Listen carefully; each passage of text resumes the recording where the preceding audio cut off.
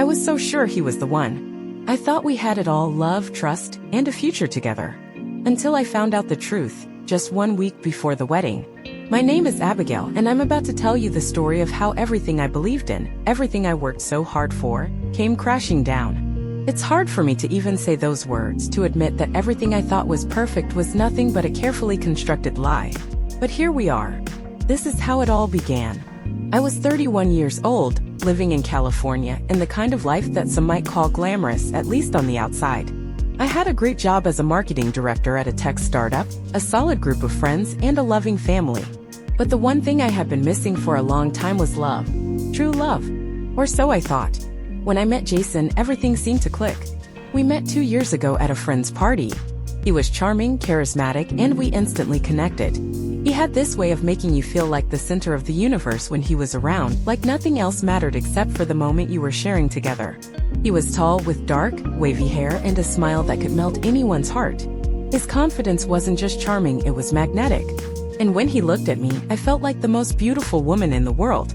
It didn't take long before I found myself falling for him. And not just any kind of falling, I was head over heels. Jason had this incredible way of making me believe in fairy tales, making me feel like the love we had was something rare and special, something most people only dream of. He would leave me little notes in my bag, send me texts in the middle of the day just to remind me how much he loved me. It was everything I had been waiting for. Within 6 months, we were inseparable. We had plans, big plans. Our future was mapped out, or so I thought. We spoke about kids, about buying a house in the hills, about growing old together. Everything seemed to be falling into place, and with every passing day, I couldn't help but feel that the love we had was the kind you read about in books. He was my soulmate, my partner in every sense of the word. And then last summer, during a weekend getaway to Napa Valley, Jason asked me the question I had been waiting to hear for so long. "Abigail," he said, with a serious look on his face, "will you marry me?" I thought I might burst with happiness. The ring was gorgeous, a simple diamond solitaire on a platinum band. It wasn't too big, but it sparkled in the sunlight, just like the promise of our future together. We celebrated that night under the stars, sipping wine, making toasts, and talking about how we couldn't wait to spend the rest of our lives together. I had always dreamed of the day I would get married. My parents had a beautiful relationship, and I wanted that for myself. I wanted the fairy tale. I wanted a grand wedding, something I could remember for the rest of my life. And Jason promised me that. We talked about everything: the venue, the dress, the guest list. He was supportive, excited, and fully on board. We agreed on a date, a perfect spring wedding just a few months away. The excitement was overwhelming, and I spent weeks planning, organizing, making sure everything would be perfect. The next few months felt like a whirlwind. We'd go to wedding planners, dress fittings, and choose flowers. Every detail was planned with precision. I'd found the dress of my dreams, and every time I put it on, I felt like a princess. Jason was with me every step of the way, helping with the decisions and making me feel like we were a team. But there was one thing about him that kept nagging at me, something I couldn't quite put my finger on. It wasn't like he was hiding anything, but there were moments when I noticed him being a little too secretive. He'd go out with his friends, and there was always this air of mystery around it. He would mention the guys in passing but never really talk much about what they did. I didn't think much of it at first. I mean, every relationship has its little secrets, right? We all need our space. And then came the bachelor party. Jason had insisted on having one last night of freedom with his friends before the wedding. "It's a tradition, babe," he told me. "Just one night to let loose." I didn't love the idea, but I wanted him to have fun with his friends. I didn't want to be the controlling fiancé. So I told him I trusted him. He promised me there would be no strippers, no wild parties, just a couple of beers and some fun at a local bar. But something about that night felt off. I didn't know why, but I had this sense of unease, like I was missing something. I tried to push the feeling aside. After all, he had never given me a reason to doubt him. I spent that night alone, watching movies and sipping wine. I figured he was out having fun, just like he'd said. What I didn't know was that everything was about to change. The next day, Jason came home with a strange look on his face, like he was guilty of something. He didn't say much, just the usual "I had a great time" kind of talk, but something in his eyes told me there was more to the story. I didn't press him about it. I should have, but I didn't. I trusted him too much, and that trust blinded me. We moved forward with the wedding preparations, and everything seemed fine on the surface. But underneath, something was eating away at me. I couldn't shake the feeling that there was something Jason wasn't telling me. I brushed it off, thinking it was just pre-wedding nerves, but deep down I knew I had to be careful. I just couldn't put my finger on why. And then it happened. 1 week before the wedding. That was when I discovered everything. I won't lie. I never imagined I'd be the kind of person to snoop through someone's things. But the signs were starting to add up. One night, while Jason was in the shower, I happened to pick up his phone. It was an innocent glance, just a quick look to see if there were any last-minute wedding details he'd saved in there. What I found was nothing short of a nightmare.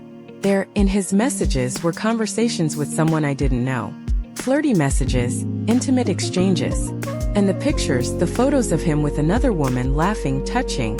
And then it hit me. This was no innocent fun. This was betrayal. I felt my stomach drop. The man I was about to marry, the man I thought was my everything, had been with someone else. It all made sense now, the secrecy, the tension, the change in his demeanor. He had cheated on me. And not just with anyone, a stranger, someone he had met at his bachelor party. I couldn't believe what I was seeing. My whole world came crashing down in an instant. But what hurt the most wasn't the betrayal, it was the fact that he had the nerve to hide it, to keep it a secret from me, like it was something I wouldn't find out. The phone slipped from my trembling hands as the shock hit me like a freight train. I couldn't breathe. I couldn't think. All I could do was stare at the screen in disbelief. The messages were clear, flirty, intimate, with promises of more than just a casual encounter. Jason had been lying to me, and he had been lying to me for longer than I could imagine. I never expected this. Not from him. He was the man I was about to marry. He had been my rock, my partner in everything, and now he had betrayed me in the worst possible way. I wanted to scream, to throw the phone across the room, to wake him up from whatever twisted game he was playing. But I couldn't. I just stood there frozen, staring at the words on the screen. The reality of it all hadn't fully hit me yet. I couldn't process the betrayal. I had given him everything, my love, my trust, my future, and he had thrown it all away. But something deep inside me refused to let him get away with it. I knew I had to do something. I couldn't let him get off scot-free, pretending like nothing had happened. No, I had worked too hard for this. The wedding, the dreams of our future, the plans we'd made together, they all seemed meaningless now. And what hurt the most was that he had made me believe for so long that we were perfect. That I was the one. But I wasn't. I was just another notch on his belt, another woman he could charm into thinking she was his everything. My heart ached, but there was a cold, determined fire beginning to burn inside me. I couldn't let this slide. Not now.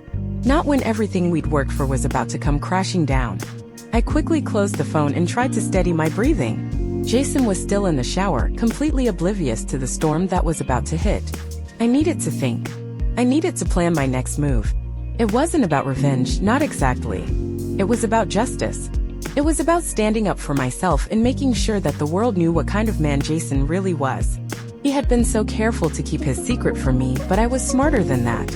And I was going to make him regret every single lie he told me. I paced around the room, trying to steady my emotions. I thought about confronting him right then, but no.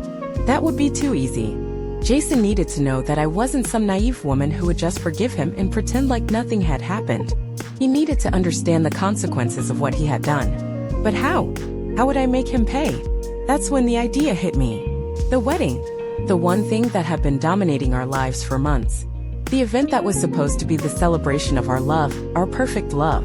It was the perfect place for my plan to unfold. I would expose him in front of everyone. The thought made my heart race. A part of me felt guilty, like I was taking things too far. But another part of me felt liberated. This was my chance to take control of the situation, to stop him from walking down the aisle and pretending like nothing had happened. I was going to make him face the truth, no matter how much it hurt. I spent the next few hours planning. Jason was still in the shower when I started working on my plan. I couldn't afford to waste any time. I knew I couldn't do this alone, so I reached out to a few trusted people. First, I contacted a team of tech experts, programmers who could help me dig deeper into Jason's messages. I needed every bit of evidence, every conversation, every picture. The truth was in the details, and I was going to make sure everyone saw it. The programmers were quick. Within hours, they had pulled up all the conversations between Jason and the woman he cheated on me with. The messages were worse than I could have imagined. There were flirtations, suggestive comments, and even plans to meet up again. Jason had been planning to cheat on me again, even after our engagement. And the worst part? He had never mentioned this woman to me. Not once. I felt a sickening mixture of anger and betrayal flood through me as I read the messages. He had kept all of this hidden from me, pretending like nothing was wrong. All those times I had trusted him, all those times I had believed in him, he had been lying. He had been seeing someone else and he thought he could get away with it. But now he was going to face the consequences. I needed one more thing to make sure my plan worked. I needed to let everyone know the truth. I had the evidence, now I just had to make sure everyone saw it. So I contacted a few of Jason's closest friends. I wasn't sure if they knew what he had done, but I had to be sure. If they had any idea, they were complicit in this. They were just as guilty as he was. And then I made the decision. I would give them the proof, the printed messages, the photos, the evidence that Jason had been unfaithful. I would hand it out at the wedding in front of all our guests. I would show them who Jason really was, expose him for the liar and cheater he had become. But as the days passed and the wedding approached, I began to feel the weight of what I was about to do. I had spent so much time planning, so much energy going through the motions of this perfect life with him. But now I was about to shatter all of it. I couldn't help but wonder if there was another way, if there was any chance of salvaging what we had. But then I remembered the phone, the messages, the lies. Jason had made his choice. He had thrown me away, and now it was my turn to show him what it felt like to lose everything. I thought about the wedding day. The dress, the flowers, the vows we were supposed to say to each other. And I realized something: those vows meant nothing if they were built on lies. My life with him had been a lie, and I wasn't going to pretend like it hadn't happened. When the day of the wedding finally arrived, I was ready. I had my plan in place. The guests were arriving, the music was playing, and everything seemed perfect on the surface. But underneath, everything was about to change. Jason had no idea what was coming. And when he finally realized what I had done, it would be too late. The ceremony was just hours away, and I could feel the tension building inside me. I was scared, but I was also certain. This was the only way to take control of my life, to stop him from ruining me any further. I was ready to show him, and everyone else, who he really was. The wedding was going to be the stage for my revenge. But what I didn't know was how it would change me forever. They say when you're about to marry someone, you're supposed to feel like the happiest person on earth. But all I felt was a weight, the weight of the truth I was about to unleash on everyone. The morning of the wedding arrived in a blur. I could barely comprehend what was happening as I went through the motions of getting ready. The hairstylist brushed through my hair, the makeup artist expertly applied foundation, and my bridesmaids fussed over every tiny detail of my dress. But all I could think about was Jason, the man who, just a few days ago, had been my world, and now was nothing more than a stranger with a mask of deceit. As I stood in front of the mirror, staring at my reflection, I couldn't help but wonder, how did I get here? I had imagined this day for years, dreamed about it even. The dress, the flowers, the vows. I thought it would be the happiest day of my life. Instead, it felt like the beginning of something I couldn't undo. I wasn't about to marry the man I thought I knew. I was about to expose him for the fraud he had become. I stared at the diamond ring on my finger. It had once symbolized everything: love, commitment, trust.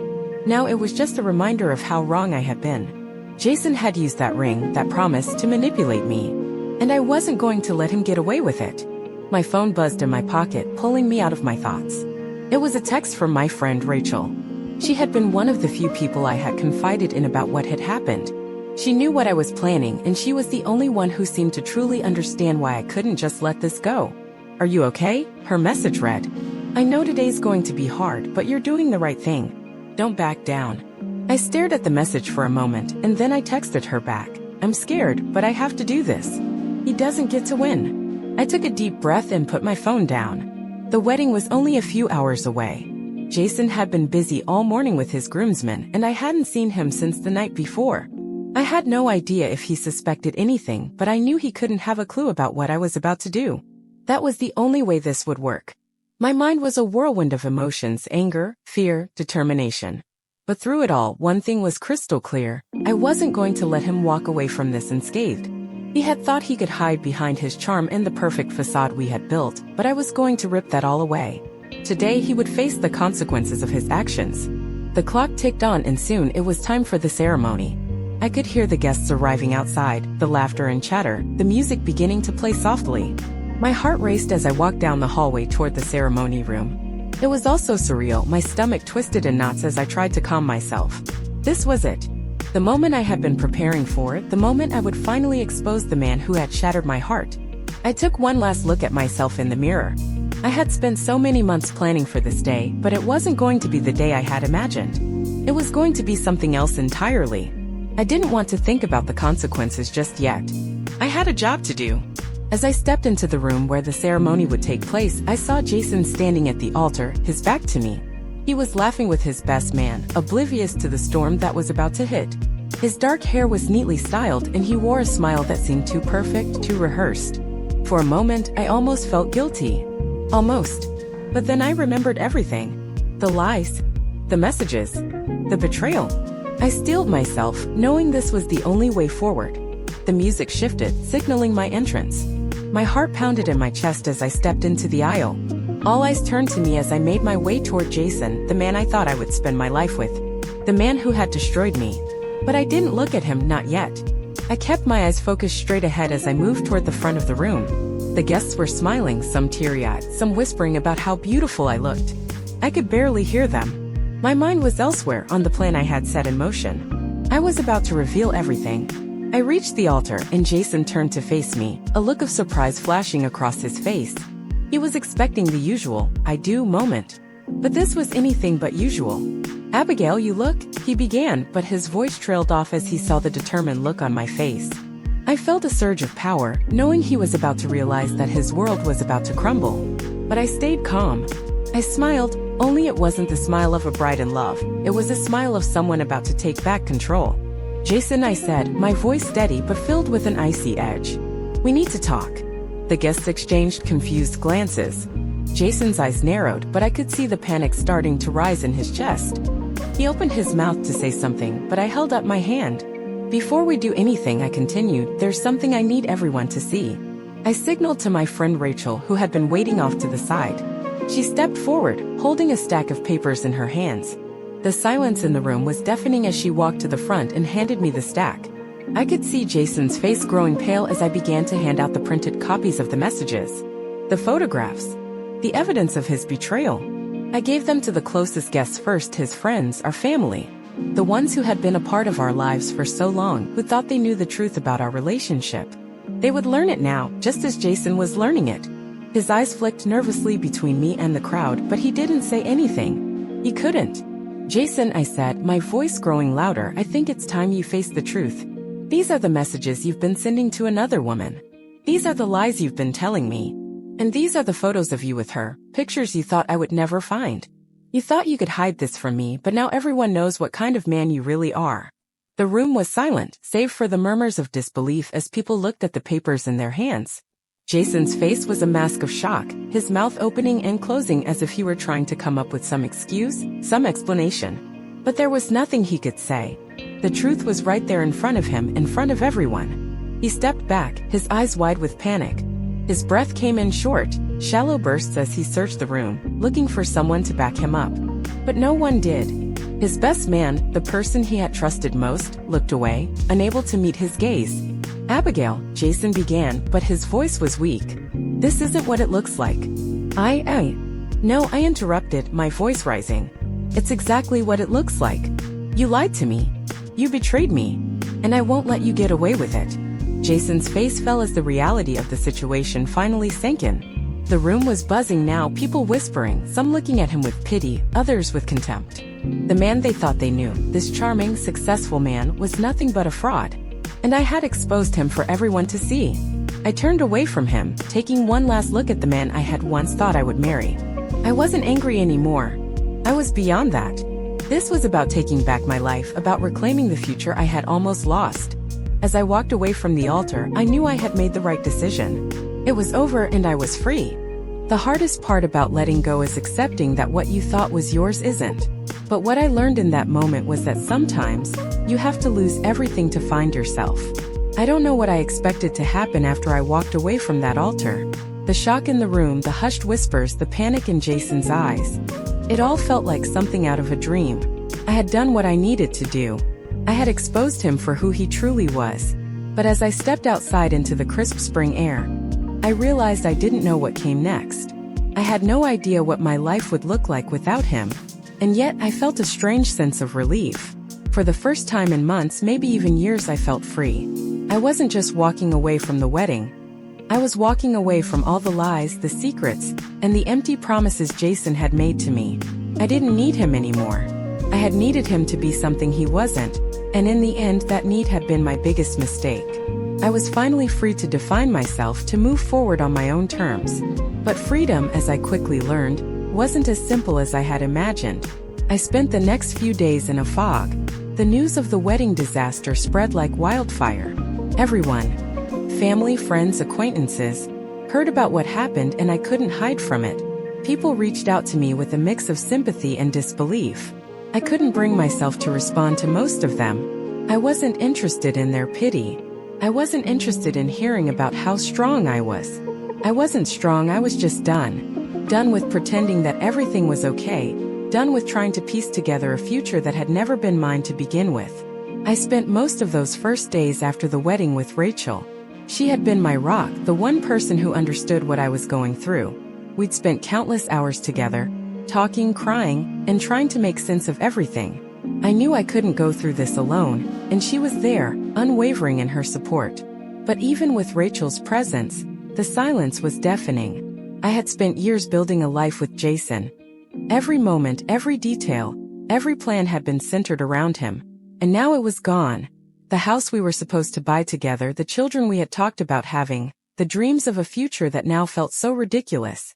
It all disappeared in one fell swoop. As for Jason, I had no idea how he was coping, and honestly I didn't care. The man I had once adored had turned into a stranger. But that didn't stop me from hearing the rumors. His friends were shocked. They couldn't believe what had happened. He tried to salvage his reputation, of course.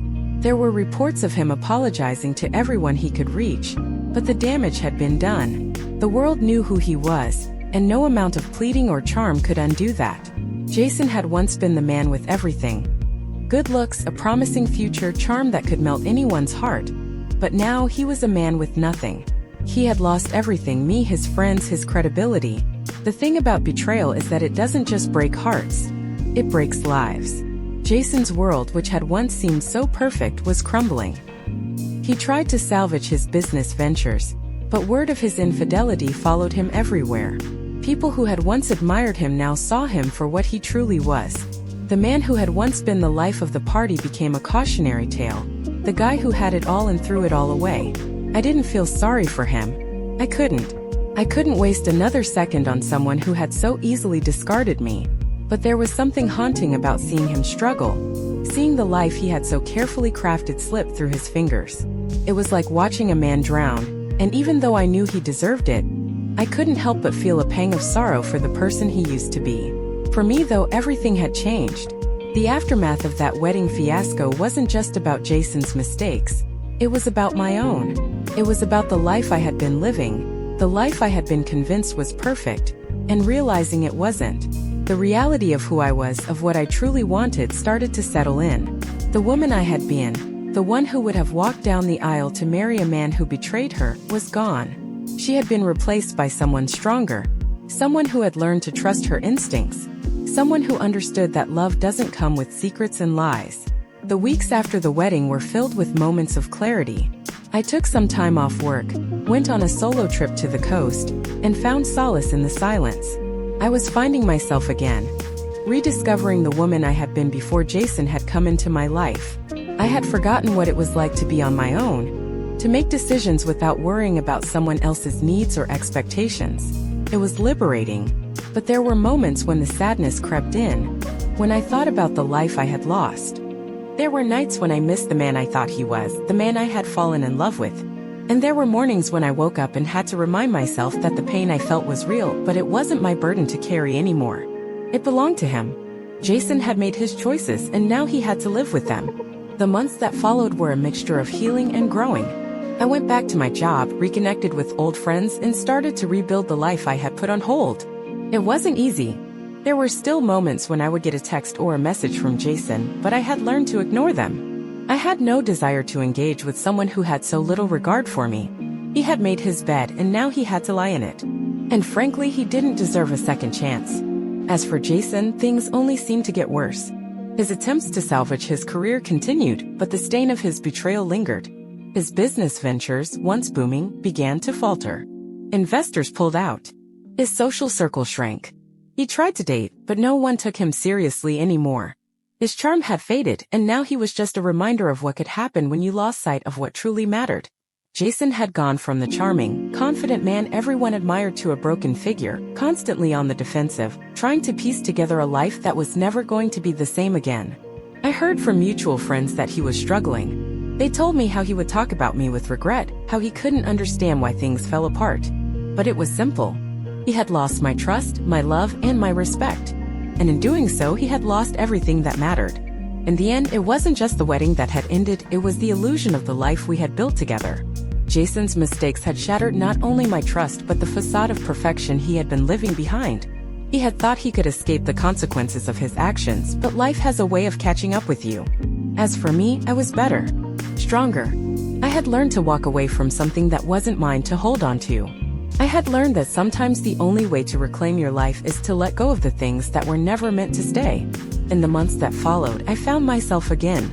I learned that I didn't need someone else to complete me. I was whole on my own. And that was the greatest gift I could have given myself.